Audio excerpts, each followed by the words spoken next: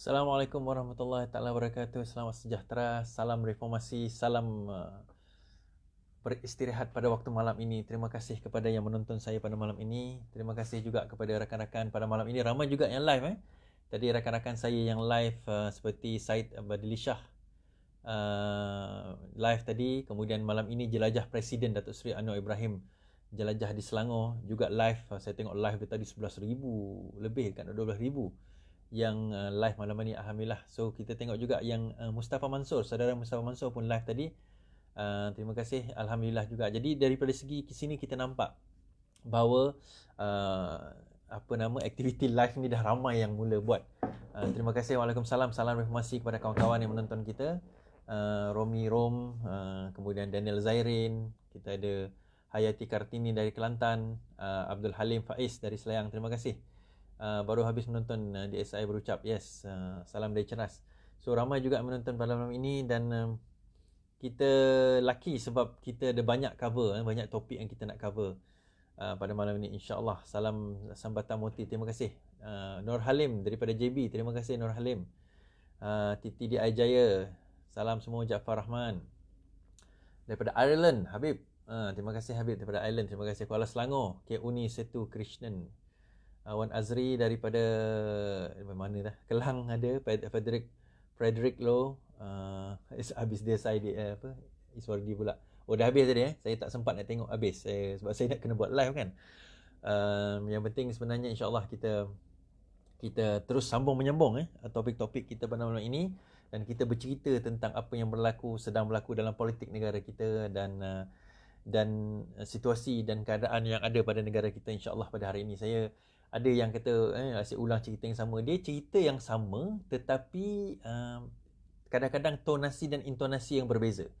Ceritanya sama, kadang-kadang tonasi dan intonasi berbeza. Dan macam saya kata, saya bukan bercakap tentang apa yang telah berlaku, tetapi saya menganalisa apa yang sudah berlaku kepada apa yang mungkin akan berlaku, supaya kita lebih mudah untuk mencerna, lebih mudah untuk kita menilai, lebih mudah untuk kita mencari-carikan fakta-fakta yang ada dan membaca di antara butiran-butiran, kutipan-kutipan, imbasan sejarah yang ada di dalam yang telah berlaku di negara kita, supaya mudah untuk kita melihat sebenarnya apa yang akan berlaku, bagaimana dia berlaku, kenapa dia berlaku. Itu persoalan-persoalan yang kadang-kadang menjadi puzzle ataupun menjadi satu igawan ataupun menjadi satu tanda tanya kepada ramai yang mengikuti perkembangan politik tempatan tanah air kita. Kadang-kadang bila sesuatu itu berlaku, orang selalu tanya soalan, kenapa dia sanggup khianat? Kenapa dia tak nak setia? Kenapa dia orang tak nak setia kawan? Kenapa dia orang nak sanggup ikut Mahathir umpamanya?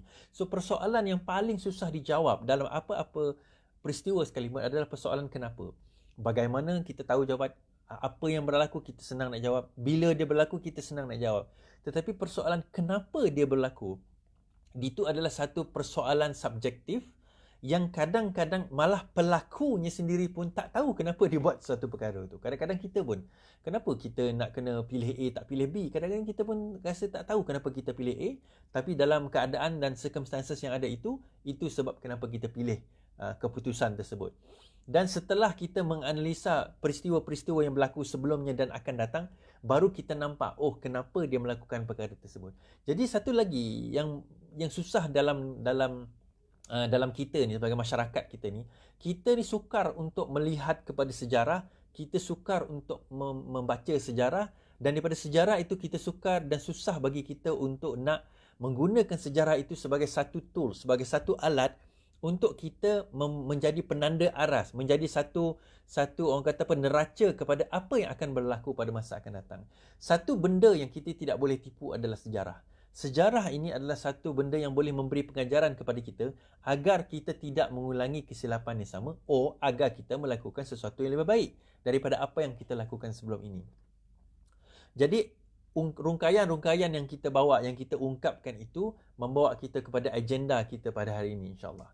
Yang pertama sekali, kita bercakap tentang Parti Baru Mahathir.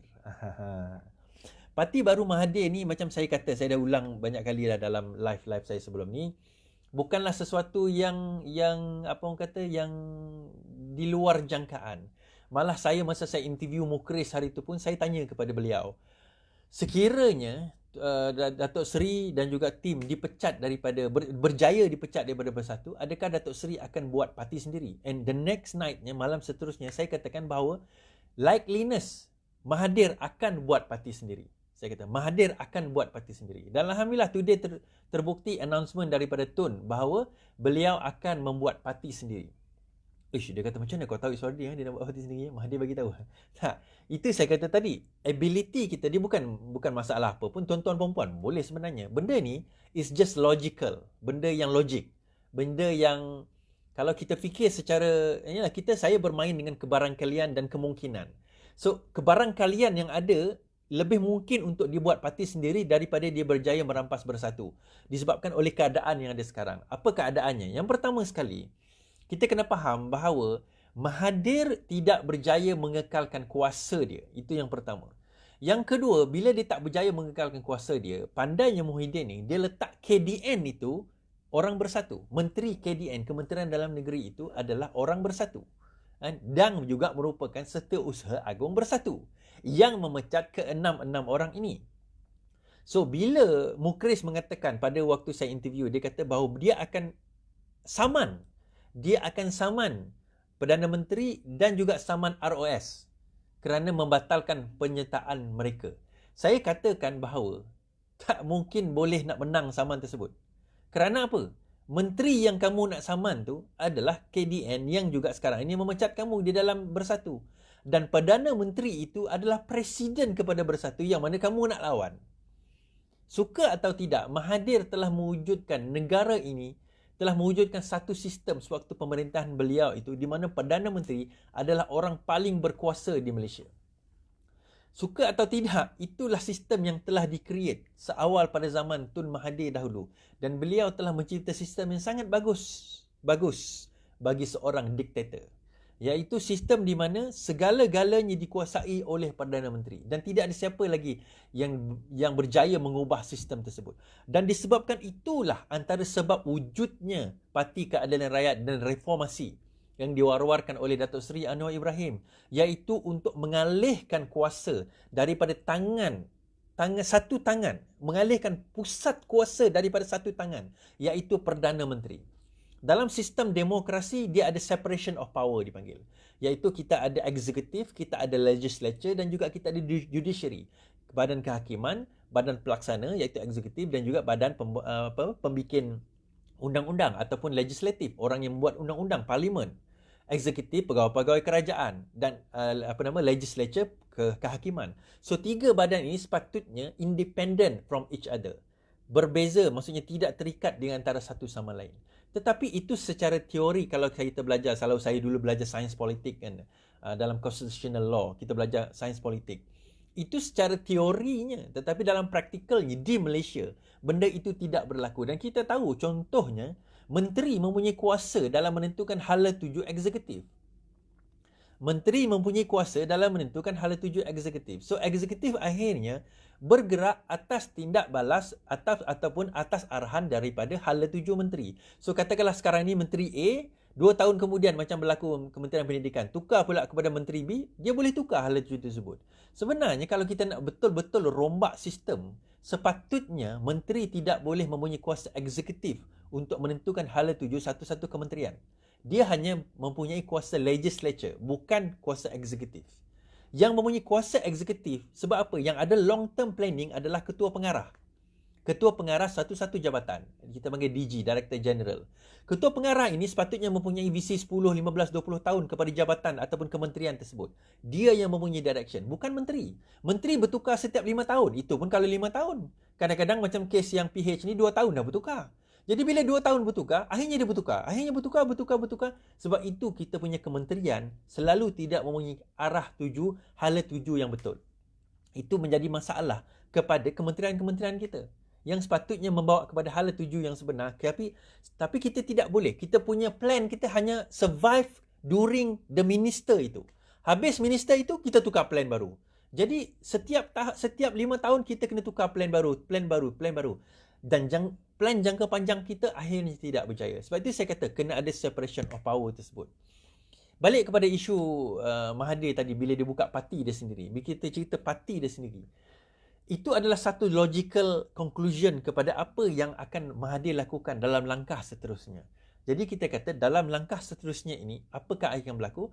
Saya kata bahawa adakah parti semisal Azmin, Zuraidah, mereka tidak mempunyai parti sekarang ini. Adakah mereka akan menyertai parti Mahathir ataupun mereka ada parti sendiri yang mana mereka hendak bernaung? Yang bergabung dengan parti Mahathir contohnya. Di mana dalam kes ini hari ini, interestingly Syed Saddiq tak ada dalam 6 tu Interesting kan? Tapi tak apa, itu cerita lain. Cerita di hari yang lain.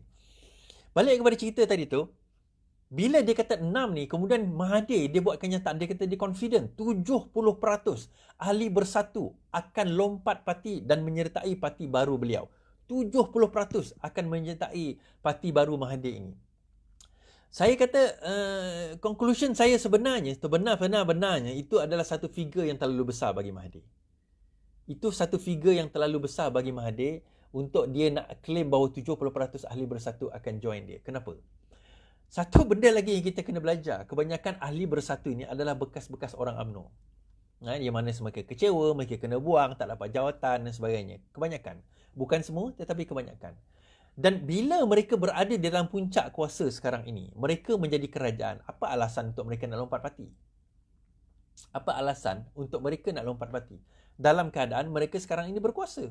MPKK, kalau kita tengok ahli majlis, kalau kita tengok ketua kampung, daripada peringkat bawah kepada peringkat atasan, ketua bahagian, kepada peringkat atasan lagi, orang-orang yang punya projek company, kepada peringkat atasan lagi, kepada menteri, GLC dan sebagainya. Kenapa? Apa alasan mereka untuk nak lompat parti? Apa alasan mereka untuk menyertai Mahathir? Kesetiaan. Itu saya kata, duit boleh beli manusia, tetapi duit tak boleh beli kesetiaan. Duit boleh beli manusia, tetapi duit tidak boleh beli kesetiaan. Kerana kalau kesetiaan, sebab orang akan pergi melompat, ramai dah MPs di dalam bersatu itu pergi lompat ikut Mahathir. Sepatutnya tinggalkan Muhyiddin Yassin itu di situ. Sekarang ini yang setuju untuk lompat pun 2 orang. Yang setuju pun untuk lompat pun 2 orang pergi ke Mahathir. Itu pun mereka tak berani nak declare. Tak berani nak declare. Dia tunggu masa je sekarang ni. Kalau tumbang kerajaan PN, maka mereka yang lompat dahulu. Supaya boleh claim jawatan secepat mungkin di dalam kerajaan Mahathir. Kerana apa? Cerita Mahathir sekarang ni bahawa dia sudah mempunyai kekuatan dan kerajaan akan bertukar pada bila-bila masa. Saya percaya benda ini akan berlaku. Kalau sekiranya betul pun kerajaan PN ini tumbang, dia Muhyiddin akan buat sebagaimana yang dibuat oleh Syafi'i Abdal.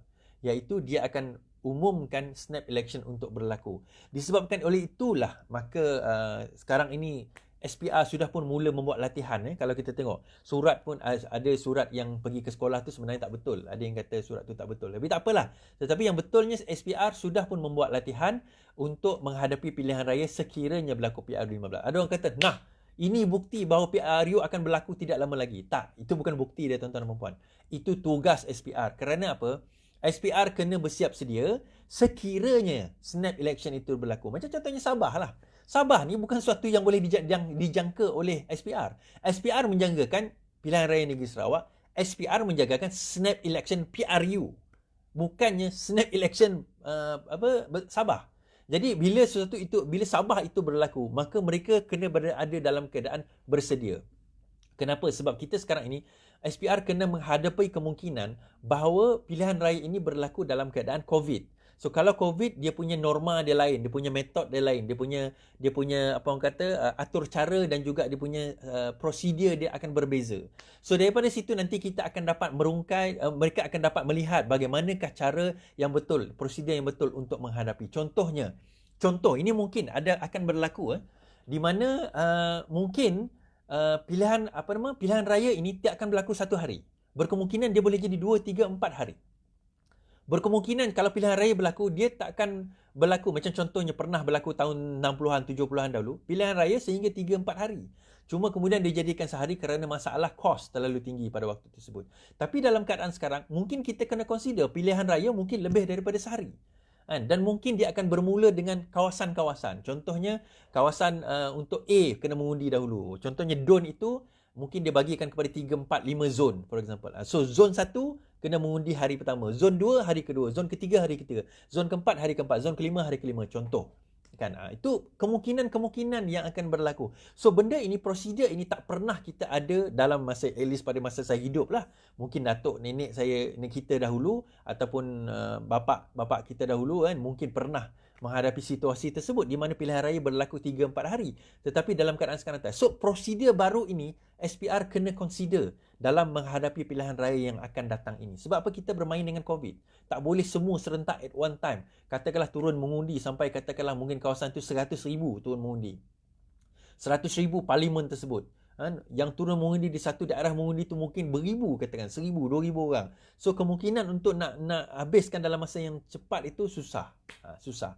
Jadi kemungkinan-kemungkinan ini akan berlaku. So balik kepada cerita Mahathir tadi, kalau kita tengok dalam situasi yang ada sekarang ini, dia kena fikir satu perkara.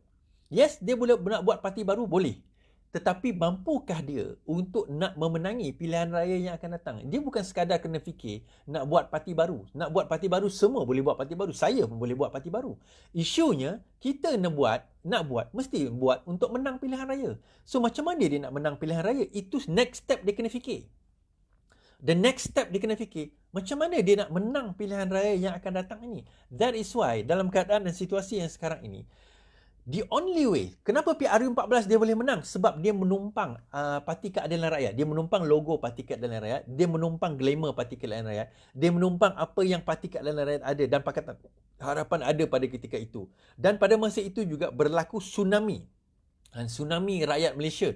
Di mana pada masa itu rakyat Malaysia merasakan bahawa perlu ada perubahan.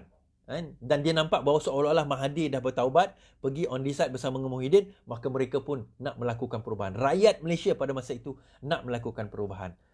Ujian di Sabah, pilihan raya di Sabah ini menjadi penentu sama ada mood rakyat masih kekal atau tidak sebagaimana mood pada PRU ke-14. Sama juga dengan parti yang baru ini. Mahathir bercakap tentang parti Melayu, parti Islam dan sebagainya. Akhirnya dia balik kepada persoalan yang paling utama. Mampu ke tidak parti ini survive dalam pilihan raya yang akan datang, ataupun dia hanya sekadar macam contohnya di Sarawak dulu ada Permas, kemudian di Semenanjung kita ada Semangat 46, sebelum dulu tahun 77 dulu ada Berjasa dan sebagainya.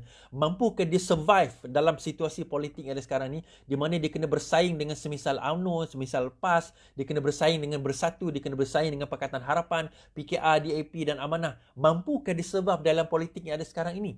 Sebab itu saya kata politik is about macam mana kita nak menonjolkan diri di hadapan. Sebab itu saya tak pernah suka orang kata, oh, kalau nak join politik ni jangan glamour. I mean, nak join politik kena glamour supaya orang kenal kita. Kalau nak join politik tak nak glamour, tak payah join politik bang. Kita kalau tak payah join politik, nak join politik kena nak glamour. Sebab apa nak glamour? Supaya orang kenal kita, supaya orang undi kita. Ada ke YB nak join politik, lepas tu dia tak nak orang kenal dia. Dia tak nak orang tahu muka dia, dia punya perwatakan, nama dia. Ada ke macam tu? Tak ada. Orang macam tu adalah bertanding, tapi lepas tu memang confirm tak menang lah sebab orang tak kenal dia. Mahathir sekarang ni, so macam mana situasi, macam mana keadaan dia nak menang, macam mana dia nak menang sekarang ini. Sebab itu saya kata dia kena jumpa dengan Hishamuddin, dia kena jumpa dengan Azmin. Balik kepada persoalan, saya ulang benda ni tiap-tiap malam. Kerana apa? Saya rasa benda ini adalah satu kebenaran. Di mana nak atau tidak, mereka kena ambil alih UMNO sekarang ini. Mereka kena ambil alih Barisan Nasional. Nak ambil alih Barisan Nasional, dia kena ambil alih UMNO dahulu. Sebab UMNO adalah pengurusi kepada Barisan Nasional. Ini membawa saya kepada cerita yang kedua. Cerita Lim Guan Eng. Kenapa beria sangat nak pergi dakwa Lim Guan Eng dalam keadaan dan situasi yang ada sekarang ini? Okey, dia ada bukti, ada yang kukuh dan sebagainya. Kita akan cerita tentang bukti tersebut dan kita akan saksikan, kita akan dengar sendiri dalam perbicaraan Lim Guan Eng nanti sama ada bukti itu boleh hold atau tidak. Saya akan bercerita daripada aspek undang-undang. Bagaimana nanti supaya senang kalau kita nak ikuti perbicaraan tersebut, kita senang nak membezakan apa kes Lim Guan Eng dengan kes Najib Tun Razak, for example. Kes Lim Guan Eng dengan kes contohnya Isa Samad, for example. Salam 3 juta tu. Salam sekali salam 3 juta. Duit Felda masuk dalam dia punya account. So, benda-benda macam tu kita kena bezakan. Tetapi sebalik pada cerita Mahathir tadi, dia perlukan satu platform di mana platform itu dalam the next PRU yang tidak lama lagi, dia akan pastikan bahawa dia boleh menang dalam PRU tersebut dan menguasai Malaysia sekali lagi. Okay? Dan dalam kerjasama kali ini, ada kemungkinan tak dia bekerjasama dengan Muhyiddin? Jawapannya ya. Dia ada kemungkinan bekerjasama dengan Muhyiddin. Sekali lagi, tidak mustahil perkara tersebut. Kerana apa? Kerana Muhyiddin sendiri pun mempunyai masalah menghadapi PRU yang akan datang. Dia sekarang ini berkira-kira nak menyertai mufakat nasional.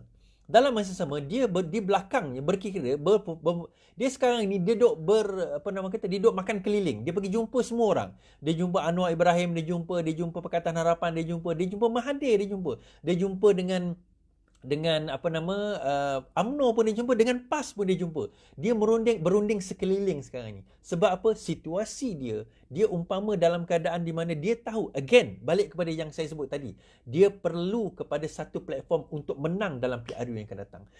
Nak atau tidak, mereka tahu mereka tak boleh survive politik ini terlalu lama. Bersatu, Parti Mahathir, Parti Azmin tak boleh survive politik ini terlalu lama. That is why penting untuk mereka menang. Sekiranya mereka tidak menang dalam PRU yang akan datang ini, itu akan menyebabkan survivability, keboleh kehidupan, keboleh jayaan parti mereka dalam next PRU, dalam next election, berjaya atau tidak disebabkan oleh kemenangan yang akan datang ini. Kenapa saya katakan demikian, tuan-tuan dan puan? Yang paling penting, sebab tu kalau saya terangkan tentang finite infinite game kan, dalam permainan infinite game ni, PKR, Parti Keadilan bermain infinite game, DAP main infinite game, UMNO bermain infinite game. Dalam infinite game, the mindset is bukan menang PRU atau kalah PRU. The mindset is bagaimana kita nak teruskan, bagaimana kita nak teruskan perjuangan ini supaya dia going on, supaya dia berterusan for the next 10, 20, 30, 50, 100 years or beyond. Bagaimana kita nak teruskan permainan ini? Yang menang dia tidak ada istilah kalah menang. Istilahnya adalah siapa yang boleh bertahan lebih lama. Itu peristilahnya. Jadi dalam situasi sekarang ini, apa yang boleh membuatkan Parti Mahathir, apa yang boleh membuatkan Parti Azmin itu boleh bertahan lebih lama? Sebab itu awal dulu saya pernah persoalkan benda ini. Kalau ditakdirkan Mahathir mati, siapa yang boleh ganti beliau? Kalau ditakdirkan Mahathir mati, siapa yang boleh ganti beliau? Kalau ditakdirkan Muhyiddin itu mati, siapa boleh ganti beliau? Kalau ditakdirkan Azmin itu mati, ditakdirkan Azmin itu kena tangkap, dengan Zuraidah itu kena tangkap, for example, siapa boleh ganti mereka dalam meneruskan agenda parti, agenda perjuangan mereka yang kita tak tahu pun sebenarnya agenda perjuangan mereka itu apa? Apa sebenarnya ada agenda perjuangan Azmin? Apa agenda perjuangan Zuraidah? Reformasi. Reformasi apa? Kita tahu cerita Azmin, kita tahu cerita Zuraidah. Okey, tolak tepilah cerita video kabur tu. Kita tahu cerita pegawai-pegawai dia. Yang ada pegawai Zuraidah dulu, beli rumah cash, million. Budak umur tak sampai 40 tahun, boleh beli rumah million cash. Kan? Buat pegawai Zuraidah tu. Jadi dalam situasi yang ada sekarang ini, tu saya kata, bagaimana mereka nak survive dalam politik, bagaimana mereka nak survive dalam menghadapi situasi yang ada sekarang ini, ditentukan. Sebenarnya sebab itu kata politik mereka ni, politik yang melibatkan individu. Berbeza dengan Parti Keadilan Rakyat. Saya tak nak sentuh DAP lah. Saya tak nak sentuh Amanah, for example. Saya sentuh Parti Keadilan Rakyat, parti saya sendiri. Katalah ditakdirkan meninggal Anwar Ibrahim, meninggal Wan Azizah. Saya boleh sebut 10 orang yang boleh take over Parti Keadilan Rakyat, yang boleh lead mereka ke depan. Parti Keadilan Rakyat ke depan. Sebab apa? Parti Keadilan Rakyat ini bukannya Parti Anwar. Dia diasaskan oleh Anwar, tetapi dia bukan Parti Anwar. Dia bukan parti individu. Kalau ditakdirkan Anwar tidak ada di dalam parti dan pernah berlaku 11 tahun Anwar tidak ada di dalam parti, dia ada dalam penjara. Parti ini boleh survive. Kita tak menang pilihan raya, tetapi kita survive. It's still going on. Parti ini parti yang tak banyak duit, tapi it's still going on. So dana adalah salah satu sebab untuk kita nak survive, tetapi not the only sebab.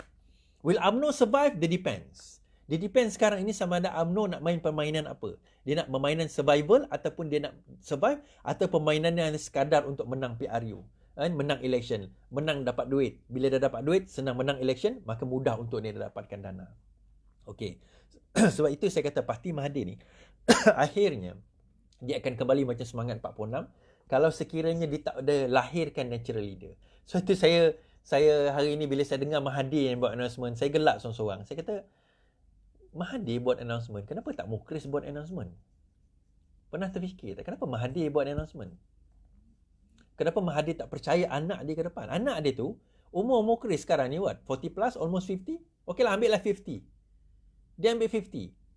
50 is still young dalam politik. Kenapa dia tak nak tolak? Kalau betul Mahathir ni orang yang membina leaders, dia tolak anak dia ke depan. Patutnya anak dia yang buat announcement hari ni, bukan dia. Patutnya anak dia lead, anak dia jadi presiden, bukan dia. Mungkinlah lepas ni dia jadi penasihat. Still, kalau dia jadi penasihat, maksudnya dia tak percayakan kepada anak dia sendiri pun untuk lead. Dan bila dia tak percayakan kepada orang lain, bila survivability, kebolehidupan parti ini bergantung kepada diri dia sebagai individu, itu akan jadi masalah. Sebagaimana survivability, contohnya parti Azmin. Kalau sekiranya Azmin tidak ada, siapa yang boleh ambil? Hilman. Kenapa dia tak tonjolkan Hilman sekarang ni? Siapa yang boleh take over? Zuraidah. Kalau selepas Zuraidah siapa? Haniza Talha, Daroyah. Kenapa mereka tak ditonjolkan sebagai ketua sekarang ini? That is why, tuan-tuan dan puan-puan, bila kita bermain permainan ini, kita kena faham satu perkara. Perkara tersebut adalah, it's not about winning or losing PRU. It's about siapa boleh bertahan lebih lama. Parti Keadilan, DAP, Parti Keadilan DAP dah, amanah baru je lah 2016. Kita dah kalah banyak PRU, and yet we still here. Kami masih berada di sini. 22 years, 20 lebih tahun, kita masih ada di sini. And insyaAllah for the next 20 years, DAP 1965 dah ada di sini. Kalah setiap PRU, setiap PRN kalah, still ada kat sini. Because it's all about the mentality, pengikut-pengikut je untuk survive. Parti, ideology survives human. Dia akan melangkaui manusia. Itu yang penting, yang pertama. Okay. Balik kepada cerita Lim Guan Eng. Okey, ini cerita kedua kita pada malam ini. Cerita tu dah habis. Kita tengok nanti announcement Mahathir, apa parti tersebut, bagaimana dia berlaku. Tapi prediction saya ialah dia tak boleh pergi jauh lah. Melainkan kalau dia take over UMNO dan Barisan Nasional. Itu jadi interesting game. Bila di mana semua pimpinan-pimpinan sini UMNO kena buang, kena tangkap, maka mereka akan take over. Kita tunggu hari tersebut, baru saya boleh announcement. Boleh buat cerita panjang. Balik kepada cerita Lim Guan Eng. Pertama sekali, ada dua kes utama Lim Guan Eng disebut. Pertama, kes dia punya jual rumah dahulu. Apabila dia membeli rumah dalam keadaan at lower market price. Kalau tak silap saya, nilai rumah tu 6 juta lebih. Dia beli dalam keadaan 4 juta lebih masa tu. Jadi dia dikatakan telah menggunakan kuasa dia untuk membeli rumah dalam keadaan yang rendah dan menjanjikan projek kepada wanita tersebut, keluarga wanita tersebut untuk mendapat projek. Akhirnya benda itu tidak berjaya dibuktikan pun. Dan membeli barang dalam keadaan yang murah itu bukanlah suatu kesalahan pun. Kalau saya beli benda tu atas diskaun, ada satu kesalahan. Kesalahan dia kalau dia dapat diskaun, dia bagi diskaun dengan harapan dia dapat something else selaku ketua menteri. Maka itu adalah satu kesalahan. Maksudnya adalah dia beli rumah murah, dia tak bagi dalam bentuk cash, tapi dia dapat rumah murah, tapi dalam masa sama dia bagi dalam bentuk satu projek yang lain. So dia panggil consideration. Dalam kontrak ni, dia mesti ada offer, dia mesti ada acceptance, dia mesti ada tawaran, dia mesti ada penerimaan, dia mesti ada ijab, dia mesti ada kabul. Itu baru dipanggil akad. Akad ni maksudnya kontrak. Kontrak maksudnya, akad tu bahasa Arab. Kontrak tu maksudnya bahasa Inggeris. Kontrak bahasa Inggeris dan Melayu. Untuk jadi kontrak itu, untuk jadi crime itu, dia mesti ada ijab, ada offer dan ada acceptance. Dia mesti ada consideration. Maksudnya ada benda yang bertukar. Ada benda yang bertukar. Maka bila berlaku pertukaran tersebut di atas nilai, maka baru boleh perkara itu dikatakan sebagai rasuah. Atas nilai, baru boleh dikatakan sebagai rasuah. Attempt untuk rasuah hanya boleh berlaku kalau sekiranya betul-betul akan berlaku. Maksudnya transaksi itu sudah berlaku. Saya bagi contoh. Dikatakan, saya tak tengok lagi fakta detail bukti yang ada pada SPRM Pendakwa Raya. Kita akan tengok pada hari trial nanti, baru kita akan nampak satu persatu. Ini sekadar apa yang dah di-revealkan, apa yang kita tahu, apa yang saya dengar Lim Guan Eng kata sebelum-sebelum ini. Pertama, projek ini belum lagi diteruskan, belum lagi terlaksana, belum dibuat. Dia masih lagi diperingkat sebagai feasibility study. Dia baru selesai feasibility study. Maksudnya feasibility study adalah term bahasa Melayu dia, tetapi basically dia adalah kita kena kaji dulu, boleh ke tak boleh buat projek ni. Yang feasibility study itu saja mengambil nilaian ratusan juta, puluhan juta untuk nak buat feasibility study. Itu normal. Sebab projek ini bernilai 6 bilion ringgit. 6.8 bilion, almost 7 bilion ringgit. Itu common seperti saya kata. Okey. Namun begitu, macam saya kata tadi, untuk nak berlaku crime itu, Jenayah, apa saja jenis jenayah? Ini kita belajar law sikit. Kita belajar law, criminal law. Dia mesti ada actus reus dengan mens rea. Okey, apa itu actus reus? Actus reus itu mesti ada perbuatan. Apa itu mens rea? Mesti ada niat untuk melakukan jenayah tersebut. Now, biasanya nak buktikan niat ni, kita buktikan daripada perbuatan. Kalau perbuatan itu dia dah buat, maksudnya adalah niat. Tetapi tak semestinya ada perbuatan, ada niat. Contohnya bunuh. Hanya kerana saya memegang pisau, kemudian saya tercocok seseorang, orang itu mati, tidak bermaksud saya nak bunuh dia. Berkemungkinan accident, berkemungkinan negligence. So, benda itu kemungkinan berlaku. So, saya membunuh tanpa niat. Jadi, benda itu kita kena tengok daripada all circumstances. Kita kena tengok semua keadaan. So, balik kepada cerita Lim Guan Eng tadi, dia dikatakan bahawa beliau telah membuat tawaran 10% daripada nilai. Saya tak pasti sama ada nilai projek ke ataupun nilai konsultansi. Either one of those two. Tak kisahlah. Tetapi dia dikatakan meminta 10% daripada nilai yang tersebut. Okey. Beberapa soalan yang mungkin kita akan rungkaikan di mahkamah nanti. Pertama, nilai 10% itu tidak ada pun.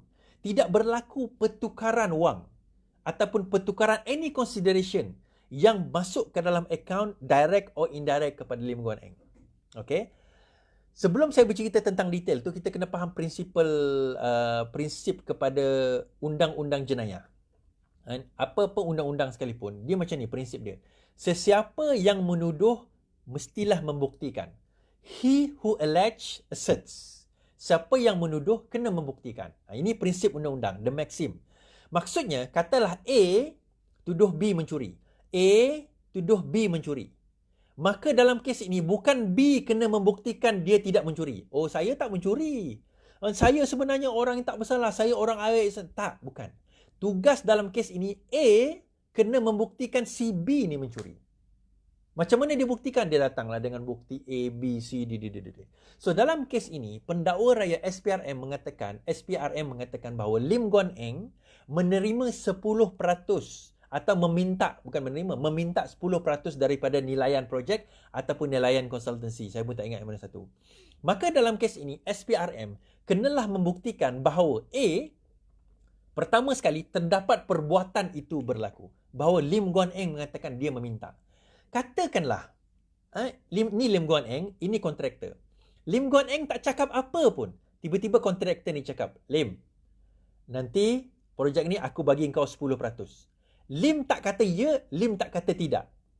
Okey, tiba-tiba kontraktor ni kata, pergi jumpa SPRM, dia kata, saya sebenarnya telah memberi tawaran kepada Lim Guan Eng untuk membayar dia 10% daripada nilai tersebut. Dalam kes ini, Lim tak bersalah. Kenapa? Sebab dalam kes ini, yang offernya adalah Mamat. Itu saya kata balik kepada offer tadi. Lim tak kata ya, Lim tak kata tidak. Dalam kes acceptance, dia perlu ada jawapan, ya atau tidak.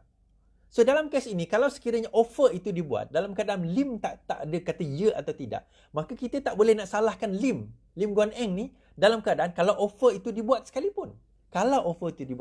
Okey. Itu offer. Ada tak transaksi itu berlaku? 10% itu ada tak masuk dalam akaun? Sekadar yang diberitahu secara surface, kita akan tengok dekat mahkamah nanti. Kalau SPRM boleh membuktikan, tidak ada berlaku transaksi 10% sebagaimana yang didakwa. Kalau tidak berlaku sebarang transaksi, bagaimana SPRM nak membuktikan bahawa Lim Guan Eng mengikut Seksyen 16 dan juga Seksyen 23 Akta SPRM 2009 telah menggunakan kuasa beliau untuk menerima suapan daripada kontraktor tersebut. Bagaimana dia nak buktikan? Dia mesti ada satu bukti. Dia orang kena buktikan sama ada transaksi wang, sama ada jadual bertulis, sama ada saksi yang melihat kejadian tersebut, macam kes Najib. Kita ambil contoh kes Najib. Tuduhannya ada 42 juta telah masuk ke dalam akaun Najib daripada SRC. Daripada akaun SRC telah masuk ke dalam akaun Najib. Cuma dia bukan akaun SRC. SRC ni bijak. Dia tak adalah transaksi daripada akaun ke akaun. Kalau akaun ke akaun kita boleh nampak. Tetapi transaksi itu daripada pihak ketiga. Mungkin dia masuk cash ke sebagainya, kita tak tahu. So bila silapnya masuk ke dalam akaun personal Najib, maka di situ dapat kita lihat SRC ni adalah satu company yang terlibat dengan projek 1MDB. So kalau duit itu masuk ke dalam akaun personal, nampak jelas bahawa dia dah menyalahi pertama penggubalan wang haram di bawah AMLA, Anti Money Laundering Act, AMLA, AMLA. Dalam masa sama juga disebabkan berlaku di luar negara, kita tak boleh kata corruption, tetapi itu akan ada akta SPRM, dia akan didakwa di bawah akta tersebut. Tetapi yang didakwa sekarang di bawah AMLA. So maksudnya untuk membuktikan AMLA, kena buktikan bahawa ada transaksi luar negara masuk ke dalam akaun peribadi dan kita tidak melaporkan duit tersebut. Dan untuk menunjukkan bahawa dia tahu bahawa transaksi itu ada di dalam dua akaun dia, dia telah membelanjakan wang tersebut. Dia berbeza, contohnya saya ada 10 akaun. Saya ada 10 akaun. Ada 10 akaun, satu akaun je saya aktif, 9 saya tak aktif, contoh. Tiba-tiba duit masuk dalam akaun saya, masuk. Saya pun tak sedar. Tiba-tiba saya kena tangkap polis. Bila saya kena tangkap polis, saya kata kenapa pula? Oh, sebab apa? Anti Money Laundering Act, ada 10 juta telah masuk dalam akaun anda. Bila saya cek, betul 10 juta. Dan 10 juta tu masih dalam akaun saya. Saya tak usik pun duit tersebut. Maka saya boleh buktikan, yes, transaksi itu masuk. Cuma, saya tak tahu masuk dalam akaun saya. Sebab apa? Orang online banking, kalau dia masuk dalam akaun kita, melainkan dia bagi tahu, kita tak tahu. So, dia masuk dalam akaun kita, itu memang betul. Dan bukti saya tak tahu, saya tak belanja pun, saya tak pergi check pun akaun saya. Sebab saya ada 10 akaun dan semua akaun saya tu kosong duit kecuali satu yang saya guna hari-hari. So, mana saya nak pergi check akaun tersebut? So, dalam bukti ini, dia tidak ada intention. Niat dia tu kita tahu bahawa dia tak aware. Saya tak aware tentang perkara. Dalam kes Najib, dia aware. Dia tahu. Awareness itu, kesedaran itu penting untuk membuktikan bahawa Najib itu bersalah. Kenapa? Awareness tersebut, apabila dia membelanjakan wang tersebut, menunjukkan bahawa dia tahu ada wang di dalam akaun tersebut. Dia berbeza. Kalau 42 juta tu masuk dalam akaun dia, kemudian dia tak belanjakan langsung. Kemudian boleh dia kata, oh, saya sebenarnya tak tahu pun duit masuk dalam akaun saya. Saya tak check pun. Tiba-tiba, ada duit tu. Saya tak tahu, kena tangkap dengan polis. Tapi mustahil lah, masuk 42 juta kita tak belanja kan? So, dengan berbelanja tersebut menunjukkan bahawa dia aware.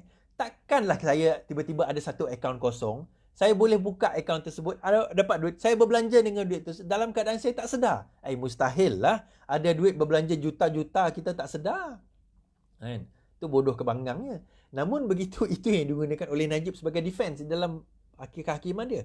Now, berbeza dengan kes Lim Guan Eng ini, transaksi duit itu tak ada lagi. Yang dikatakan oleh SPRM adalah terdapat tawaran yang dibuat oleh Lim Guan Eng minta 10% daripada kontraktor, daripada jumlah projek tersebut.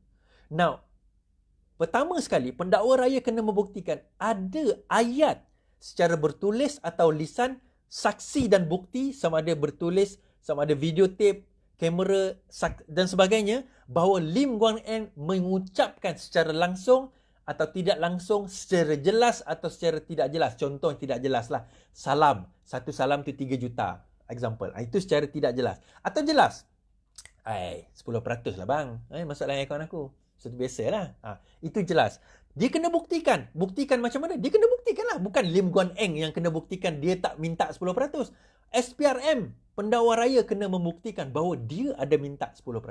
So, macam mana ni nak buktikan? Ini interesting untuk kita nak lihat. Saya ceritakan benda ni supaya perempuan, tuan-tuan dan perempuan, bila nak tengok kes Lim Guan Eng nanti dalam tarikh perbicaraan beliau, baru kita akan nampak. Oh, okey. Okey, sekarang ni dia keluar. Dia the first stage nanti dia akan panggil, pendakwa raya akan panggil semua dia punya saksi-saksi. Okey, kita dengarlah. Saksi A kata saya macam ni, dapat macam ni, betul. Saksi B kita dapat macam ni, dapat macam tu. Okey. Saya bacakan ada satu dokumen yang saya dapat hari ini, tapi saya tak pasti siapa yang penyata daripada siapa, daripada penyata SPRM 0309 pada muka surat 25. Muka surat 25 ini berkenaan dengan kes Lim Guan Eng. Dia tak ada penyataan antara pihak-pihak. Dia ada orang ni, dia mengaku bahawa dia telah memberi bayaran wang kepada individu di dalam projek di dalam projek terowong tersebut. Saya bacakan, harap sabar boleh baca, dengar. Dia kata projek Penang Tunnel adalah satu projek yang besar. Apatah lagi dengan MOU antara BUCG dan Kerajaan Pulau Pinang disaksikan oleh kedua-dua Perdana Menteri. Perdana Menteri tahu pada masa itu tahu. Antara pihak-pihak lain yang telah saya berikan wang tunai semasa mendapatkan projek Penang Tunnel. Ini saya rasa CEO Zenith ni, dia juga orang UMNO. Dia kata antara pihak lain yang saya telah berikan wang tunai semasa mendapatkan projek Penang Tunnel, bukan CEO, sorry, saya minta maaf, orang lain, mungkin orang lain, adalah Datuk Seri Nazri Aziz. Ingat tak saya hari tu kata bahawa Nazri Aziz akan ada kes? Ada orang kata, ni Nazri Aziz ke Aziz Rahim? Dia dua-dua. Ada orang daripada Bina Negara saya tanya gitu. Nazir Aziz ke? You masukkan Nazir Aziz ke Aziz Rahim? Dia dua-dua, both of them. Ni saya dah, Penang Tunnel, di antara wang tunai semasa mendapatkan projek Penang Tunnel ini adalah Datuk Seri Nazri Aziz. Beliau adalah kenalan saya. Tentunya setiap kali pilihan raya, saya membantu beliau bagi pilihan raya 2013. Saya telah memberikan wang tunai RM500,000 kepada Datuk Seri Nazri. Datuk Seri Nazri dan Lim Guan Eng adalah berkawan. Itu semua orang tahu. Datuk Seri Nazri Aziz yang kenalkan saya kepada Lim Guan Eng di Hotel Shangri-La pada tempoh hari. Wang RM500,000 itu saya serahkan kepada Datuk Seri Nazri Aziz di rumah beliau di UBN Tower, Jalan Sultan Ismail. Kejadian itu berlaku pada April 2013 pada 11 malam. Ada seorang pegawai Datuk Seri ketika itu bersama. Saya tidak ingat siapa. Datuk Seri Nazri Aziz menyuruh saya meletakkan RM500,000 itu di dalam bilik beliau di rumahnya. Wang itu saya letakkan di dalam beg sahaja. Duit RM500,000 itu adalah daripada akaun ZCSB, Zenith Consortium Sdn Bhd. Staf saya Ibrahim yang keluarkan daripada bank ZCSB. So kalau daripada pernyataan ini kita dapat nampak bahawa pemberian wang itu adalah kepada Nazri Aziz. Dia sebut dia kata Nazri Aziz ni kawan Lim Guan Eng, mereka berkawan. So saya tak nampak bagaimana kaitan di antara 10% Nazri itu dengan Lim Guan Eng. Tapi tak apa. Kita baca ada satu lagi ni. Daripada dana 99.8 juta itu, 99.8 juta ni adalah konsultansi. Di mana konsultansi itu dia feasibility study itu 99, almost 100 million. Anggaran bayaran kepada konsultan yang melaksanakan projek ini adalah sekitar 40 juta. Konsultan utama yang melaksanakan projek ini adalah JKM Consultant. Terdapat beberapa lagi konsultan lain juga dilantik untuk melaksanakan kerja ini seperti Mega Soil dan untuk kerja-kerja in ventilation, Massive Victory untuk kerja-kerja land acquisition, pakatan ukur, kerja geologis dan sebagainya. Okey, saya sahkan, ini yang buat laporan yang mengatakan kerja-kerja topografi dan jurutera konsultan juga adalah untuk topografi. Saya sahkan kerja-kerja yang dilaksanakan oleh konsultan-konsultan ini adalah untuk feasibility study bagi penyediaan detail design report feasibility study. Sebelum projek tunnel terowong itu dibuat, Kerajaan Negeri Pulau Pinang dan juga Kerjasama Federal telah meminta supaya diadakan feasibility study terlebih dahulu. Dan ia telah siap pada Januari 2015 dan company Zenith Construction Consortium Sdn Bhd telah berjaya membuat feasibility study tersebutlah. Bagi kerja-kerja design, preliminary detail design untuk 3 highway telah tidak termasuk under Battersea Tunnel telah dihantar kepada UPen sekitar 2017. So kerja-kerja untuk 3 highway itu tak termasuk dengan tunnel bawah tanah ni. Okey, yang ini menarik. Daripada 99.8 juta itu, yang itu jumlah kos konsultansi itu, 22 juta seperti yang saya telah jelaskan semalam, iaitu telah saya gunakan untuk membayar rasuah bagi menutup kes SPRM saya, iaitu berjumlah 19 juta kepada Perdana Menteri yang diterima melalui ganah merajah dan 3 juta untuk Datuk Abdul Aziz Rahim yang diterima oleh Datuk Jabar. Ini Aziz Rahim, tadi Nazri Aziz, orang yang berbeza. Dari itu, baki tinggal 37.8 juta. Sebanyak 14 juta telah dibuat untuk projek dan sebagainya. Maksud dekat sini, projek tunnel ini sebenarnya akhirnya berkisar kepada orang-orang UMNO. Yang disebut nama di Lim Guan Eng adalah di mana beliau mengenali Nazri Aziz. Itu saja perkaitan dia. Dikatakan bahawa itulah kaedah bagaimana beliau dah didakwa. Itu mungkin. Saya tak tahu. Kita kena tengok nanti pada hari perbicaraan bagaimanakah perkara ini betul ke tidak, apakah benda ini berlaku sebagaimana yang dikatakan, dan kita lihat we will see sama ada benda ini benar atau tidak sebagaimana yang kita dakwa. Dan saya interested untuk tengok setiap bukti yang nak dikemukakan tadi, dan kita nak tengok sama ada adakah Nazri Aziz, Perdana Menteri dan juga Aziz Rahim ni akan didakwa sebagaimana Lim Guan Eng didakwa dalam kes tunnel ini? Kita lihat nanti. Okey. Seperti biasa, saya promote sikit saya punya website Bina Negara saya, iaitu binanegara.org, dan dalam itu kita ada jual merchandise. Dan kepada siapa yang nak menderma kepada saya punya tour, InsyaAllah boleh terus derma di dalam website tersebut. Senang, masuk dalam satu akaun, senang untuk nak pantau. Kalau masuk personal account nanti susah, duit saya bercampur-campur kan. So senang saya letak dalam satu akaun, yang mana dah menderma kepada saya dah letakkan dalam akaun tersebut, supaya untuk senang untuk kita nak nilai, untuk kita nak berlaku telus dalam setiap derma anda, setiap sen yang anda derma, untuk saya pergi tour seluruh Malaysia insyaAllah. Dan masa sama, yang untuk makluman, yang program saya di Kuantan itu on 27 hari bulan 9. Siapa yang berminat untuk turun RM30 tu, tolong kontak kepada admin yang menguruskan. Bukan saya penceramah aja sebenarnya. So saya tak uruskan program tersebut. So jangan tanya saya. Yang program saya yang saya buat, yang MPN Sarawak melompat hari itu, adalah program dinner. Yang mana saya akan jemput Datuk Seri Anwar Ibrahim, saya akan jemput MB Negeri Sembilan. Bukan dinner itu untuk MPN. Dia bukan MPN Sarawak punya dinner. Itu kena faham. Itu dinner di bawah sukarelawan Bina Negara. Tujuan dinner tersebut mengumpul dana untuk kita nak menghadapi pilihan raya. Pilihan raya mana, tak kisahlah mana-mana pilihan raya pun, terutama dalam kita nak, contohnya kita pacar, latihan, kita punya usaha-usaha kita dalam, contohnya kita nak buat phone banking, kita nak buat calling dan sebagainya. So usaha itu perlu buat. Sebab itu saya nak kata bahawa dinner tersebut saya tunda kepada 3 hari bulan 10, dan insyaAllah saya akan mula launching kita punya table itu dalam beberapa hari lagi. Setelah kita finalisekan beberapa benda, kita belum start launching lagi. Tapi siapa yang berminat untuk mengetahui mengenai table tersebut, dia paling rendah RM2,000 dan paling tinggi RM50,000. Bolehlah menghubungi saya, inbox saya personally insyaAllah. Jadi itu saja sumbangan daripada saya. Bukan duit itu masuk dalam poket saya, tapi duit itu digunakan untuk membantu calon-calon kita dalam menghadapi pengkhianat-pengkhianat yang ada di Malaysia ini, insyaAllah. Yang penting sebenarnya usaha kita. Sebab tu saya selalu kata, kalau bukan kita, siapa lagi? Kalau bukan sekarang, bila lagi? Okey, tuan-tuan dan puan-puan, insyaAllah binanegara.org. Itu saja daripada saya. Sekian sahaja daripada saya. Terima kasih kerana menonton. Selamat malam, selamat beristirahat. Mari kita ucapkan sama-sama seperti biasa, lawan, tetap lawan. Assalamualaikum warahmatullahi wabarakatuh.